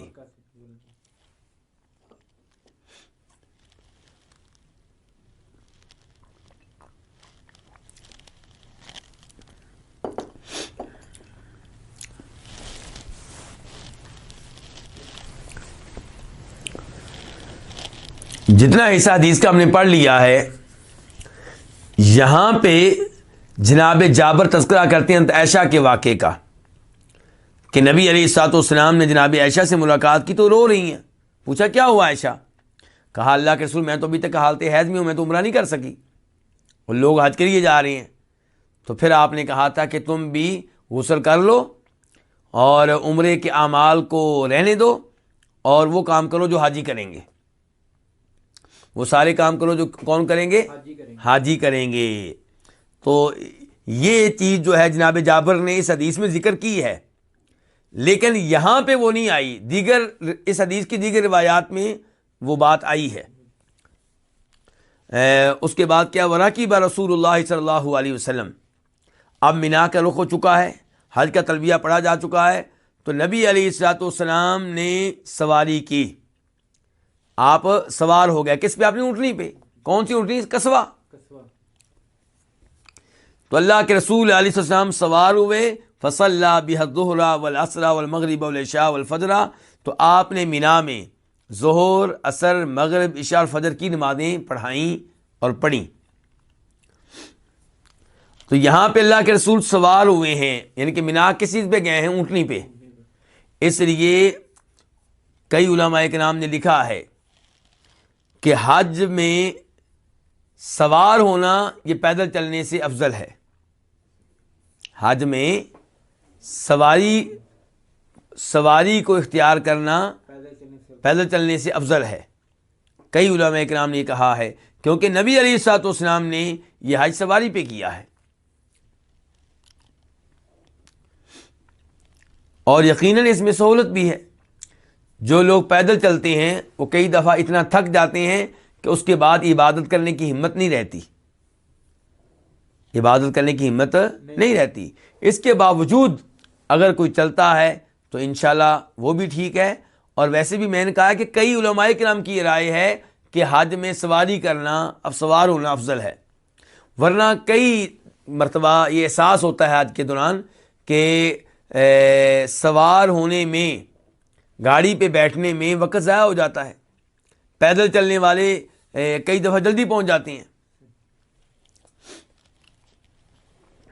تو بہرحال اب مینا میں آپ پہنچ چکے ہیں. تو مینا میں آپ نے کتنی نمازیں پڑھی ہیں؟ 5، ظہر، عصر، مغرب، عشاء، فجر. اور یہ نمازیں آپ نے جمع کر کے پڑھی ہیں کہ آپ نے اپنے وقت پہ پڑھی ہیں؟ آپ نے اپنے وقت پہ. لیکن ظہر کی نماز آپ نے 2 رکعتیں پڑھی ہیں اور عصر کی بھی آپ نے 2 رکعتیں، مغرب کی 3 اور عشاء کی 2. اور یہ قصر جو ہے کیا وہ حاجی بھی کریں گے جن کا تعلق مکہ سے ہے؟ جی ہاں، وہ بھی کریں گے، کیونکہ حج میں نماز قصر کرنے کا تعلق سفر سے نہیں، حج سے ہے. جو بھی حج کر رہا ہے وہ کیا کرے گا؟ قصر کرے گا. وہ مکہ کا ہو یا انڈیا کا ہو یا پاکستان کا ہو یا بنگلہ دیش کا ہو، کہیں کا بھی ہو. تو اس لیے یہاں پہ یہ نمازیں کیسے پڑھی جائیں گی؟ قصر کر کے پڑھی جائیں گی، لیکن ان کو جمع نہیں کیا جائے گا. یہ مینا میں 8 تاریخ کو. ثم مکث قلیلا، یعنی کہ اب آپ نے ظہر کی نماز بھی پڑھ لی، عصر کی بھی، مغرب کی بھی، عشاء کی بھی، فجر کی، اور سب آپ نے اپنے وقت پہ ادا کی ہیں. ثم مکث قلیلا، فجر کی نماز ہو گئی نا، اس کے بعد کہتے ہیں جناب جابر ثم مکث قلیلا، پھر آپ تھوڑی دیر ٹھہرے رہے، کہاں؟ مینا میں، حتی طلعت الشمس، یہاں تک کہ سورج نکل آیا، یہاں تک کہ کیا ہو گیا؟ سورج نکل آیا. نکل آیا. تو اس سے کیا پتہ چلا کہ 8 تاریخ کے بعد جو رات آئے گی، جس کو آپ یعنی کہ کہہ سکتے ہیں کہ یہ وہ رات ہے جو یوم عرفات سے پہلے ہے، تو وہ کہاں گزارنی چاہیے؟ مینا میں گزارنی چاہیے. وہ کہاں گزارنی چاہیے؟ مینا میں گزارنی چاہیے، اور وہاں میں یہ ساری نمازیں پڑھنی چاہیے، ظہر، عصر، مغرب، عشاء، فجر. تو ثم مکث قلیلا، پھر تھوڑی دیر آپ ٹھہرے یہاں تک کہ سورج نکل آیا. وَأَمَرَ بِقُبَّةٍ مِّن شَعْرٍ تُضْرَبْ لَهُ بِنَمِرَةٍ، اور آپ نے حکم دیا بالوں کے ایک خیمے کے بارے میں، بالوں سے بنے ہوئے ایک خیمے کے بارے میں آپ نے حکم دیا کہ تضرب لہو، جو آپ کے لیے، وہ آپ کے لیے نصب کر دیا جائے، بِنَمِرَةٍ، نمرہ میں. کہاں میں نصب کیا جائے؟ نمیرہ میں. نمرہ. نمرہ کس کو کہتے ہیں؟ ایک تو یہ بتا دوں کہ میدان عرفات میں جو بڑی ساری مسجد ہے جس میں حج کا خطبہ ہوتا ہے، اور 9 تاریخ کو یوم عرفات کو جس میں ظہر عصر کی نمازیں بھی پڑھی جاتی ہیں، اور وہاں سے وہ خطبہ نشر ہوتا ہے جس کو پوری دنیا دیکھتی ہے. یہ جو مسجد ہے اس کا نام کیا؟ مسجد نمرہ. نمیرہ. ٹھیک. اس کا نام مسجد عرفات نہیں ہے. کیا ہے؟ مسجد نمیرہ. نمرہ. کیوں؟ کیونکہ اس مسجد کا وہ حصہ جو قبلے والی جانب ہے، جدھر امام صاحب کھڑے ہوتے ہیں اور جو ان کے سامنے کی صفیں ہیں، بلکہ آپ کہہ سکتے ہیں کہ تقریباً آدھی وہ مسجد جو قبلے کی سائڈ پہ ہے وہ نمرہ میں ہے، میدان عرفات میں نہیں ہے. وہ کہاں ہے؟ نمیرہ میں. وہ نمرہ میں ہے، میدان عرفات میں نہیں ہے. اور نمرہ میدان عرفات کا حصہ نہیں ہے. نمرہ میدان عرفات کا حصہ نہیں ہے. تو یہ آپ نے خیمے کے بارے میں کیا حکم دیا تھا؟ وہ کہاں نصب کیا جائے؟ نمرہ میں، عرفات میں نہیں. اچھا اب دیکھیے آپ ذرا، اب آپ کا خیمہ وہاں نصب کر دیا گیا، کہاں پہ نصب کیا گیا؟ پھر نمیرہ میں. نمرہ میں. تو آپ نمرہ میں رہے ہیں، یہ آگے آ رہا ہے، اس لیے میں تفصیلات بتانا چاہ رہا تھا لیکن آگے آ رہا ہے، بعد میں بتاؤں گا. اس کے بعد کیا ہے؟ فصار رسول اللہ صلی اللہ علیہ وسلم ولا تشک قریش الا انہ واقف عند المشعر الحرام. تو نبی علیہ الصلوۃ والسلام چلے کہاں سے؟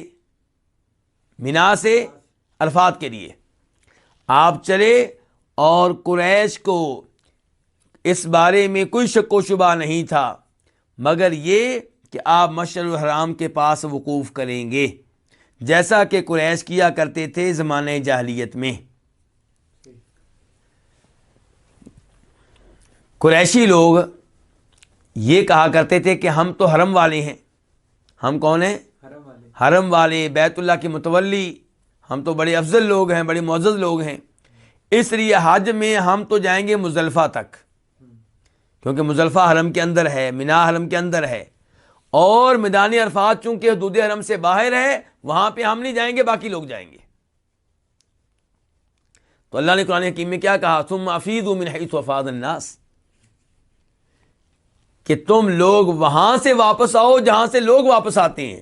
اور لوگ کہاں سے واپس آتے ہیں؟ عرفات سے. تو آپ نے کہا کہ تم سب لوگ وہاں عرفات تک جاؤ، وہاں پہ وقوف کرو. تو نبی علیہ الصلوۃ والسلام نے اللہ کے اس حکم پہ عمل کیا، اور آپ کہاں گئے؟ میدان عرفات میں گئے. اور آپ قریشی تھے کہ نہیں تھے؟ قریشی تھے. آپ قریشی سوچتے تھے کہ اللہ کے رسول حج کریں گے تو قریش کی عادت کے مطابق مزدلفہ تک جائیں گے، مشعر الحرام تک جائیں گے، اور آگے عرفات میں نہیں جائیں گے. لیکن آپ نے قریشیوں کے اس رواج کی پرواہ نہیں کی. آپ نے ان کی اس رسم کو توڑا، ان کے اس رواج کو توڑا، اور رسم و رواج کے اس بت کو پاش کر دیا. آپ میدان عرفات گئے. کہاں گئے؟ میدان عرفات. ہاں جی. تو یہ ہے جو کہہ رہے ہیں جناب جابر کہ اللہ کے رسول چلے، اور قریشیوں کو اس بارے میں کوئی شک و شبہ نہیں تھا مگر یہ کہ آپ وقوف کریں گے مشعر الحرام کے پاس. مشعر الحرام ایک پہاڑ کا نام ہے جو مزدلفہ میں ہے. مشعر الحرام کا لفظ پورے میدان مزدلفہ پہ بھی بول دیتے ہیں اور کئی دفعہ مزدلفہ میں موجود ایک پہاڑ پہ بولتے ہیں. تو قریشی سوچ رہے تھے کہ آپ عرفات میں نہیں جائیں گے بلکہ کہاں وقوف کریں گے؟ مشعر الحرام کے پاس، یعنی کہ مزدلفہ میں.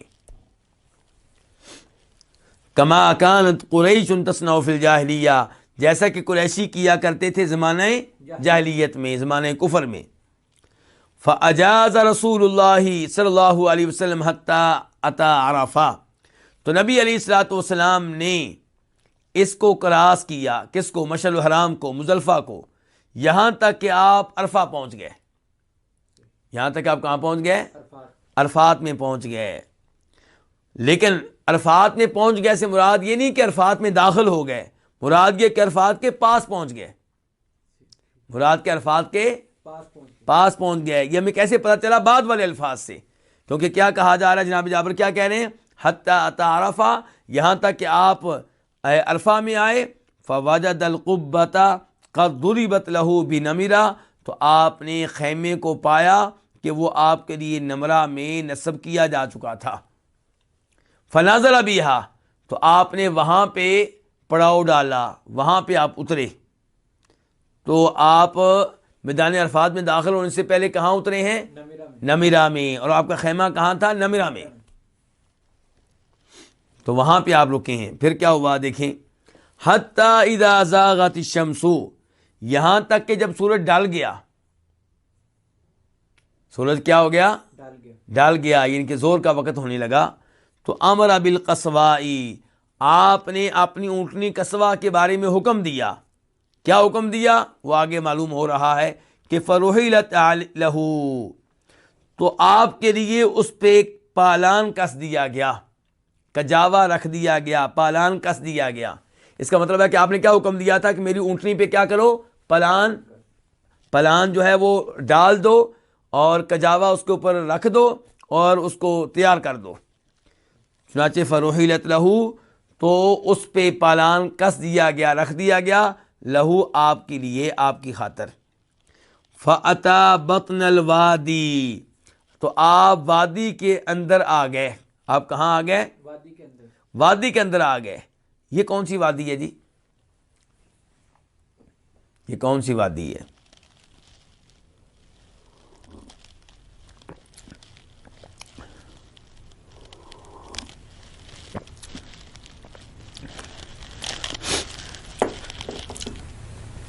اس وادی کو کہتے ہیں وادی اورانا. اورانا کیا کہتے ہیں؟ وادی اورانا، عین را نون گول تے، اورانا.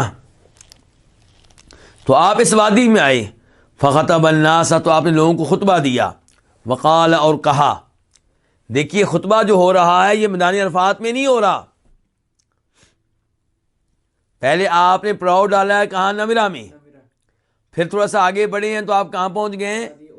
وادی اورانا میں پہنچ گئے ہیں. وہاں پہ خطبہ دے رہے ہیں آپ.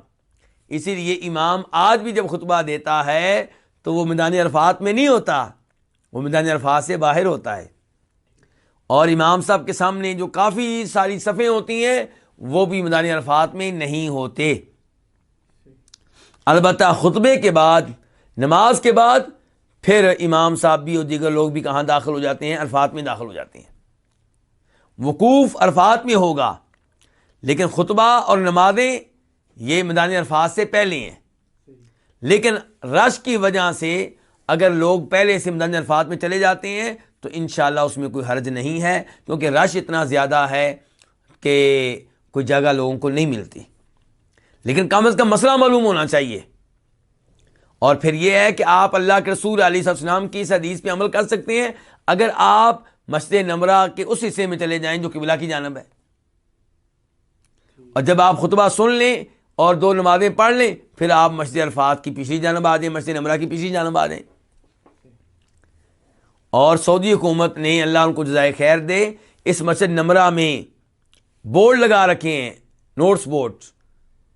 ان کے اوپر لکھا ہوتا ہے کہ یہ حصہ جو ہے یہ میدان عرفات سے باہر ہے اور یہ حصہ میدان عرفات کے اندر ہے.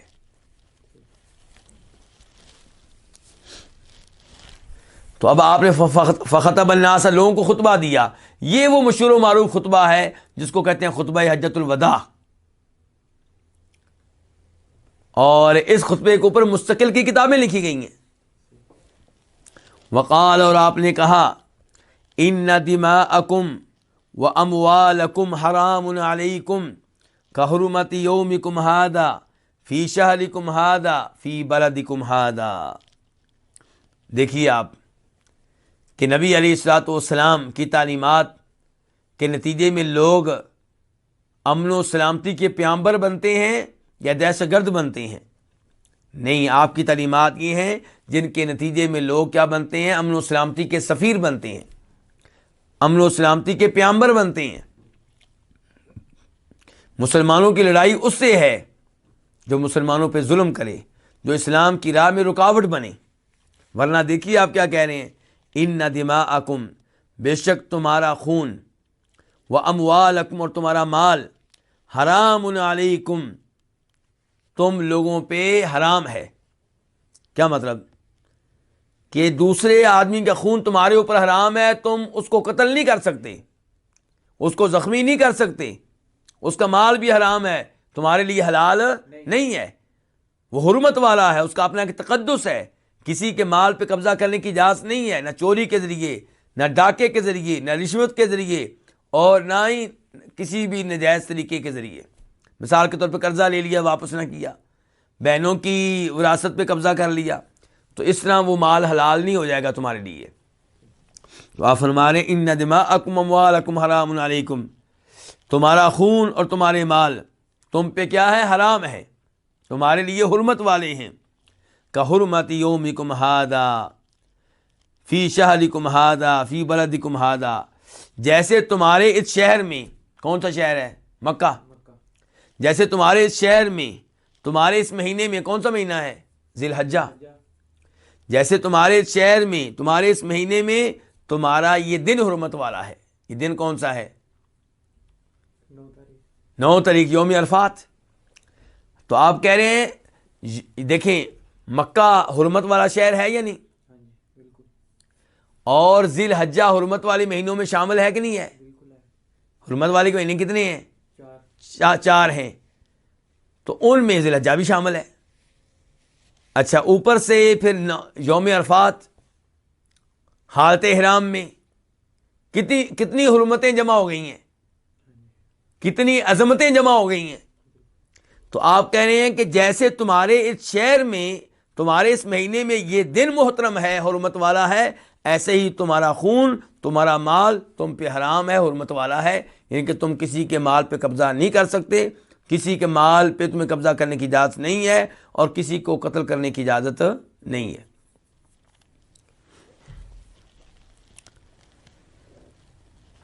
الا کل شیء من امر الجاہلیت تحت قدمی موضوع، خبردار، ہر چیز، ہر وہ چیز جو جاہلیت کے امور میں سے ہے، جو جاہلیت کے معاملات میں سے ہے، تو جاہلیت کے امور میں سے ہر چیز میرے دونوں پاؤں کے نیچے روندی ہوئی ہے.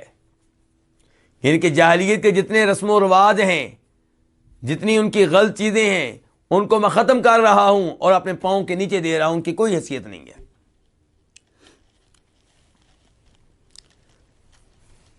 وَدِمَاءُ الْجَاهِلِيَّةِ مَوْضُوعَةٌ، اور زمانے جاہلیت کے خون جو ہیں، موضوعات، وہ معاف ہو چکے، وہ باطل ہو چکے، ان کو چھوڑ دیا جائے گا. یعنی کہ یہ جو عربوں میں یعنی کہ غلط عادت پائی جاتی ہے کہ آپ کا کسی نے قتل کر دیا، اب آپ نے ان کا قتل کرنا ہے، چاہے وہ موقع 10 سال بعد ملے، چاہے 20 سال کے بعد، پھر 30 سال کے بعد، اور پھر وہ آپ کا قتل کریں گے، پھر آپ ان کا قتل کریں گے، اور یہ لڑائی برس ہا برس تک چلتی رہے گی. اس کے خاتمے کا آپ اعلان کر رہے ہیں کہ اگر کسی کا آدمی زمانے کفر میں قتل ہو گیا ہے تو اب وہ اس کا بدلہ لینے کی کوشش نہ کرے. اب نیا نظام آ چکا ہے اسلام کی شکل میں، شریعت کی شکل میں، اب ان چکروں سے باہر نکلو. تو آپ کہہ رہے ہیں جاہلیت کے خون موضوعات، وہ کیا ہو گئے؟ معاف ہو چکے. یعنی کہ نہ ان کا کوئی قصاص ہوگا نہ ان کی کوئی دیت ملے گی.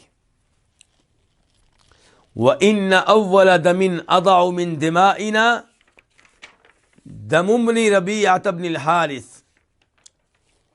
اور سب سے پہلا خون جس کو اپنے خونوں میں سے میں معاف کر رہا ہوں وہ ربیعہ بن حارث کے بیٹے کا خون ہے. کان مسترضیاً فی بنی سعد. تو نبی علیہ السلام نے جب یہ اعلان کیا کہ زمانہ جاہلیت میں کسی کا جو قتل ہو گیا تھا اب اس کا بدلہ لینے کی کوشش نہ کرو، تو یہ اعلان کرتے ہوئے آپ نے آغاز اپنے خاندان سے کیا ہے. حکمران کو چاہیے خود مثال بنے، امام کو چاہیے خود مثال بنے. تو یہاں پہ کیا کیا آپ نے کہا ہے کہ یہ کون ہے؟ ربیعہ بن حارث. اور ربیعہ بن حارث آپ کے کیا لگتے ہیں؟ حارث جو ہیں وہ آپ علیہ السلام کے چچا ہیں. آپ کے کیا لگتے ہیں؟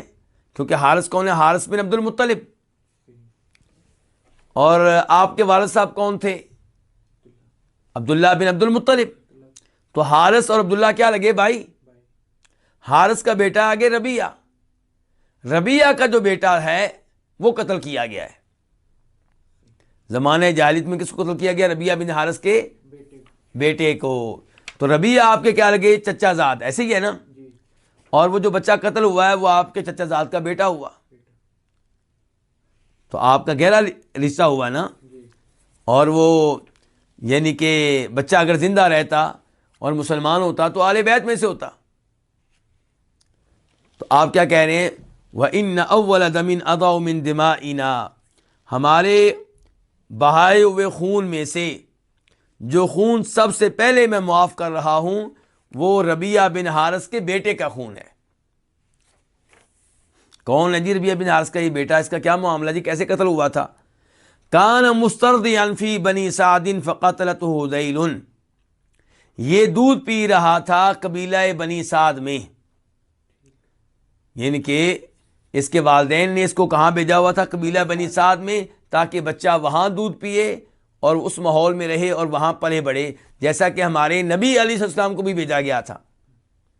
تو یہ بچہ جو تھا دودھ پی رہا تھا بنو سعد قبیلے میں. فقتلته ذیل، تو اس بچے کو قتل کر دیا تھا قبیلہ حذیل نے. تو اس کے قاتل کون ہوئے پھر؟ قبیلہ حذیل. اب یہ ہے کہ آپ بدلہ لیں حذیل والوں سے، پھر وہ بدلہ لیں گے آپ سے، اور یہ سلسلہ چلتا رہے گا. تو آپ نے کہا نہیں، یہ سلسلے بند ہونے چاہیے. اسلام امن و سلامتی کا دین ہے، وہ آ چکا ہے، اور یہ سلسلے ختم کرو. تو آپ نے آغاز کس سے کیا؟ اپنی فیملی سے. تو آپ نے کہا ربیعہ بن حارث کے بیٹے کا خون جو ہے وہ میں سب سے پہلے معاف کر رہا ہوں. اس کے بعد آپ فرماتے ہیں وَرِبَ الْجَاهِلِيَّةِ مَوْضُوعٌ، اور جاہلیت کا سود جو ہے وہ بھی ختم ہو چکا. جاہلیت کا سود جو ہے وہ بھی ختم کیا جا رہا ہے. یعنی کہ اگر آپ نے زمانے کفر میں کسی کو کیا دیا تھا؟ قرضہ دیا تھا. آپ نے کس پہ دیا تھا؟ سود پہ. کس پہ دیا تھا؟ سود پہ. تو اس سود کو ختم کیا جا رہا ہے. آپ کو سود لینے کا حق حاصل نہیں ہے، آپ بس قرضہ لیں گے، واپس اپنا اصل مال لیں گے بس. تو فرمایا جاہلیت کا جو سود ہے موضوع، اسے ختم کیا جا رہا ہے. وَأَوَّلُ رِبًا أَضَعُ رِبَانَا ربا عباس ابن عبد المطلب فَإِنَّهُ مَوْضُوعٌ كُلُّهُ، اور سب سے پہلا سود جس کو میں ختم کر رہا ہوں وہ کس کا سود ہے؟ ربانا، وہ ہمارا سود ہے، ہماری فیملی کا. ان کے کس کا؟ میرے چچا عباس بن عبد المطلب کا سود. فَإِنَّهُ مَوْضُوعٌ كُلُّهُ، یہ سارے کا سارا ختم کیا جا رہا ہے. یعنی کہ میرے چچا عباس نے جس کو قرضہ دیا ہوا تھا سود پہ، اب میرے چچا اس سے اصل قرضہ واپس لیں گے، سود واپس نہیں لیں گے. تو یہاں پہ بھی آپ نے آغاز کس سے کیا ہے؟ اپنے آپ سے، اپنی فیملی سے، اپنے چچا سے. تو کتنے موضوع ہو چکے آپ کے؟ سب سے پہلے آپ نے لوگوں کے خون اور مال کی حرمت کا تذکرہ کیا ہے کہ کسی کا مال چھیننے کی اجازت نہیں ہے، اس پہ قبضہ کرنے کی اجازت نہیں ہے، اور کسی کو قتل کرنے کی بھی اجازت نہیں ہے. ظلم و زیادتی کے دروازے بند کیے آپ نے. دوسرے نمبر پہ آپ نے کہا کہ جاہلیت کے رسوم و رواج جو ہیں وہ ختم کیے جا رہے ہیں. تیسرے نمبر پہ آپ نے کہا زمانہ جاہلیت کا جو قتل و غارت کا سلسلہ تھا اسے ختم کیا جا رہا ہے. اور چوتھے نمبر پہ آپ کیا کہہ رہے ہیں کہ جاہلیت کا جو سود ہے اس کو ختم کیا جا رہا ہے. اس کے بعد آپ کیا کہتے ہیں؟ فاتقوا اللہ فی النساء، عورتوں کے معاملے میں اللہ سے ڈرو، عورتوں کے معاملے میں اللہ سے ڈرو. یعنی کہ آپ ہم سب جانتے ہیں کہ دنیا میں سسٹم کیا ہے شریعت کی طرف سے کہ عورت کو کہا گیا ہے کہ تمہارے اوپر واجب ہے کہ اپنے خاوند کی کیا کرو؟ اطاعت کرو. اب ایک لڑکی ایک خاوند کے متحد ہو کے رہتی ہے. اللہ نے مردوں کو کیا بنایا؟ نگران بنایا. الرجال قوامون علی النساء. تو اب جب آپ نگران بن گئے اور عورت ویسے بھی مسکین مخلوق ہے، کمزور مخلوق ہے، تو ہو سکتا ہے آپ اس کے اوپر ظلم کریں. تو اللہ کے رسول علیہ السلام نے فرمایا کہ یہ عورت بظاہر مسکین ہے، کمزور ہے، ضعیف ہے، لیکن اوپر رب بھی ہے. روز قیامت حساب کتاب ہونا ہے. تو اس لیے فرمایا فاتقوا اللہ فی النساء، عورتوں کے معاملے میں کس سے ڈرو؟ اللہ تعالیٰ سے ڈرو. فإنکم اخذتموہن بأمان اللہ، کیونکہ تم نے ان کو اپنایا ہے، ان کو لیا ہے، بأمان اللہ، اللہ کے عہد کے ساتھ. نکاح ہوا تھا تو اس میں یعنی کہ اللہ کے عہد کے ساتھ تم نے ان عورتوں کو لیا ہے. فإنکم اخذتموہن بأمان اللہ، تم نے ان کو لیا، اپنایا ہے اللہ کے عہد کے ساتھ. وَاسْتَحْلَلْتُمْ فُرُوجَهُنَّ بِكَلِمَةِ اللَّهِ، اور تم نے ان کی شرمگاہوں کو حلال کیا ہے اللہ کے کلام کے ساتھ. دیکھیں کسی گھر کی کوئی لڑکی ہے، آپ اس سے نکاح کرتے ہیں، وہ آپ کے لیے حلال ہو گئی. کیسے حلال ہو گئی؟ آپ اس سے میاں بیوی والا تعلق قائم کر سکتے ہیں، وہ کیسے حلال ہو گئی؟ اللہ کے کلام کی وجہ سے. اللہ نے کہا ہے فَانْكِحُوا مَا طَابَ لَكُم مِّنَ النِّسَاءِ، جن عورتوں سے نکاح کرنا چاہو نکاح کر لو. تو ان عورتوں کو تمہارے لیے حلال کرنے والا کون ہے؟ اللہ. یہ تمہارے لیے کیسے حلال ہوئی ہیں؟ اللہ کے کلام کے ساتھ، اللہ کی کتاب کے ساتھ. تو اس لیے اب اللہ کے عہد پہ تم لے کر آئے ہو، اللہ کے کلام کے ساتھ تمہارے لیے حلال ہوئی ہیں. اب اگر تم ان کے اوپر ظلم و زیادتی کرو گے تو فرمایا اللہ سے ڈرتے رہنا. یہ نہ سمجھنا کہ مجھے کوئی پوچھنے والا نہیں، میں تو خاوند ہوں، جو چاہوں سو کروں. یعنی کہ کئی لوگ عورتوں کو بالکل لاوارث سمجھتے ہیں اور ان کو پتہ ہے کہ میرا سسر مجھ سے اس بارے میں بات نہیں کر سکے گا، میرے سالوں کی جرت نہیں ہے کہ میری بیوی کے بارے میں بات کر سکے کہ کیوں اس کو مارتے ہو، کیوں ظلم کرتے ہو. اب ان کا ظلم بڑھتا ہی چلا جاتا ہے. تو ان کے لیے کیا ہے؟ فاتقوا اللہ. سسر سے تو تم نہیں ڈرتے، سالوں سے نہیں ڈرتے، اللہ سے ڈرو. اور اللہ تمہیں پکڑنے پہ قادر ہے، سزا دینے پہ کیا ہے؟ قادر ہے. وَلَكُمْ عَلَيْهِنَّ أَلَّا يُطِئْنَ فُرُوشَكُمْ أَحَدًا تَكْرَهُونَهُ، اور تمہارا ان پہ حق ہے. وَلَكُمْ، تمہارا، علیہن ان پہ کیا ہے؟ حق ہے. کیا؟ کہ اللہ یوطئن فروشکم احدن تکرہونہ، کہ وہ نہ بیٹھنے دیں، وہ روندنے نہ دیں تمہارا بستر، احدن کسی بھی ایسے آدمی کو، تکرہونہ جس کو تم ناپسند کرتے ہو. تمہاری بیوی پہ حق ہے کہ تمہاری بیوی تمہارے گھر میں کسی بھی ایسے آدمی کو داخل نہ ہونے دے جس کا داخل ہونا تمہیں منظور نہیں ہے. تمہارے گھر میں، تمہارے بستر پہ کسی ایسے آدمی کو نہ بیٹھنے دے جس کو تم پسند نہیں کرتے ہو، چاہے اس کا باپ ہو لڑکی کا، چاہے اس کا بھائی ہو، چاہے اس کا بھانجا ہو، چاہے اس کا بھتیجا ہو، چاہے کوئی اور غیر مرد ہو. گھر کس کا ہے؟ خاوند کا. اس میں مردی کس کی چلے گی؟ خاوند کی چلے گی. اس لیے ان الفاظ کی وضاحت میں امام نووی لکھتے ہیں، میں ان کا یعنی کہ ان کی شرح آپ کو بتانا چاہوں گا. امام نووی ان الفاظ کی وضاحت کیسے کرتے ہیں؟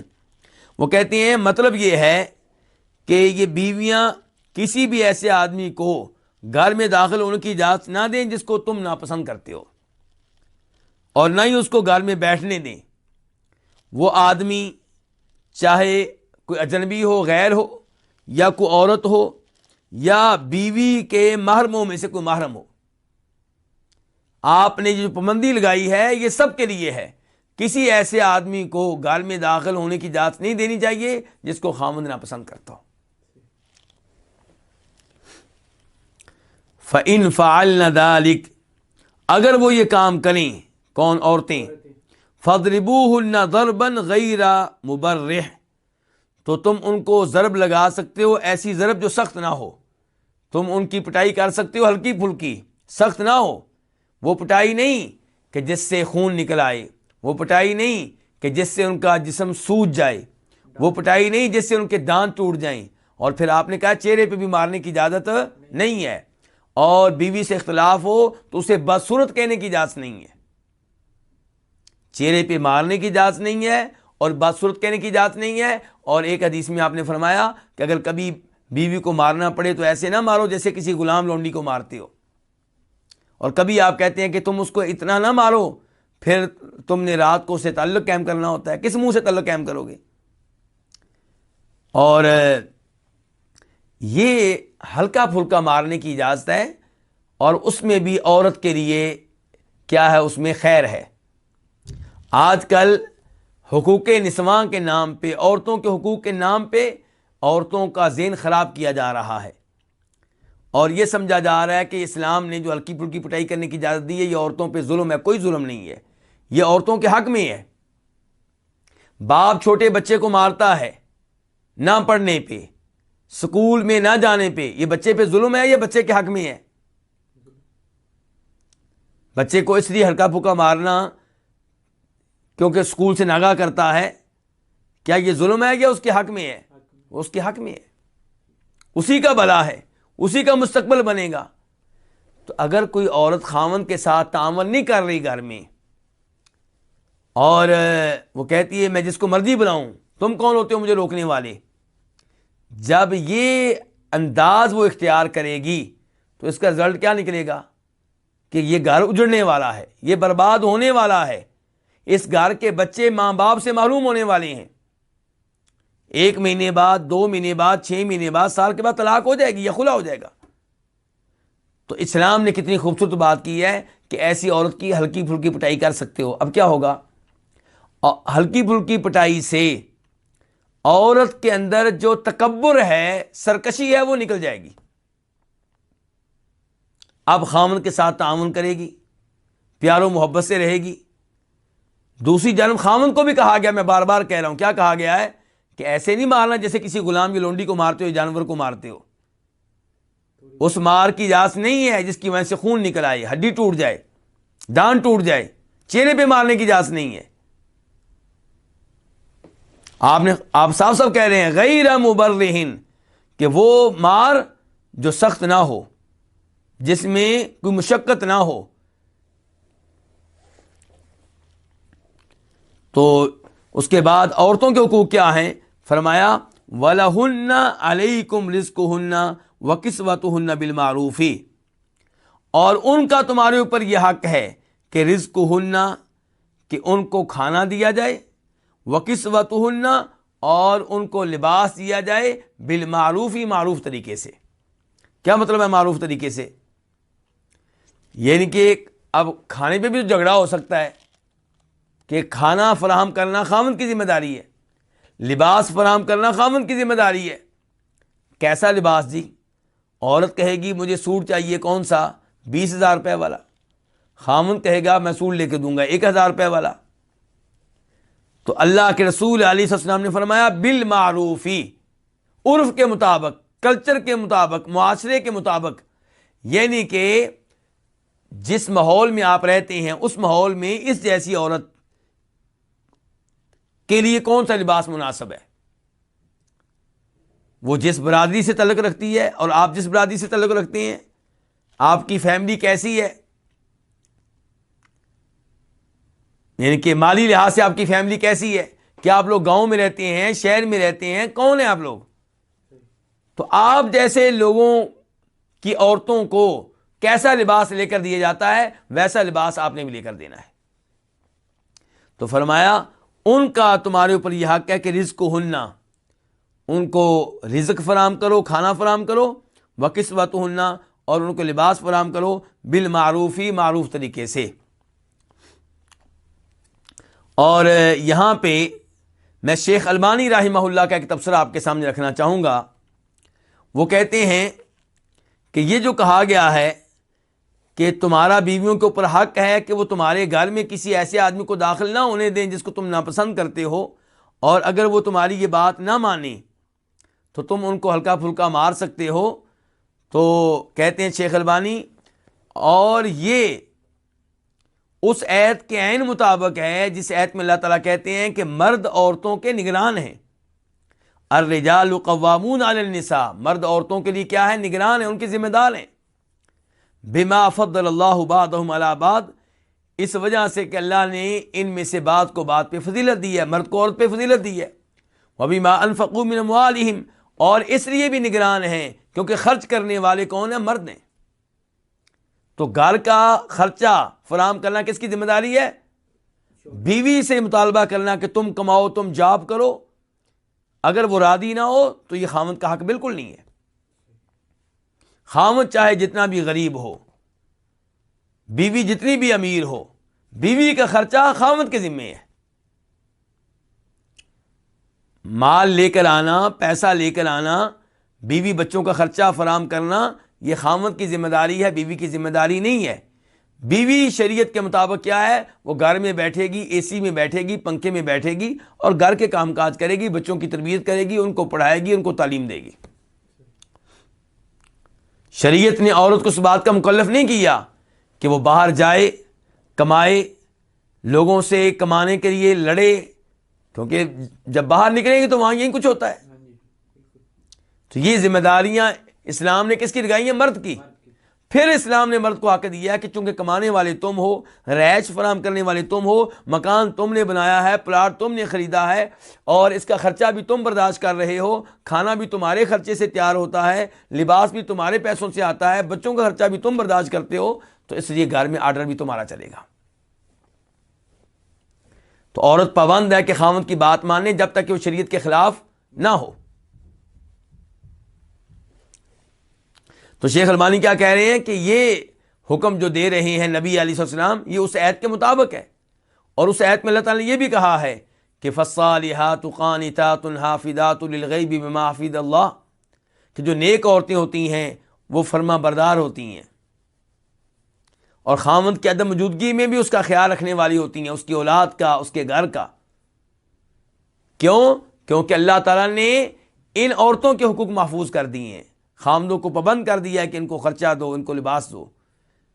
واللاتی تخافون نشوزہن، اور وہ عورتیں جن کی سرکشی سے تم ڈرتے ہو، جن کی نافرمانی سے تم ڈرتے ہو، فاعدوہن، ان کو سمجھاؤ، پیار و محبت کے ساتھ ان کو سمجھاؤ پہلے۔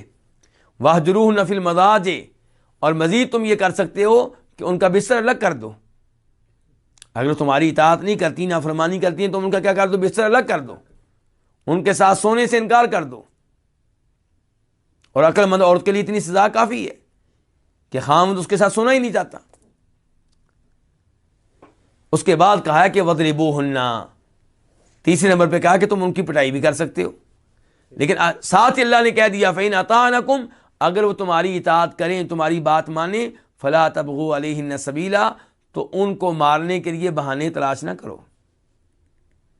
ان اللہ کان علیٰ کبیرہ، اگر تم نجائز مارو گے اپنی بیگم کو، حد سے زیادہ مارو گے، تو اوپر اللہ ہے، علی کبیرہ، بہت بڑی ذات ہے اور بلند و بالا ذات ہے، تم اللہ سے بڑے نہیں ہو، اللہ کے کنٹرول سے باہر نہیں ہو۔ تو یہ دیکھیں اللہ رب العزت نے یہاں پہ، اور اللہ کے نبی علیہ السلام نے مردوں کے حقوق بھی بیان کر دیے اور عورتوں کے حقوق بھی بیان کر دیے۔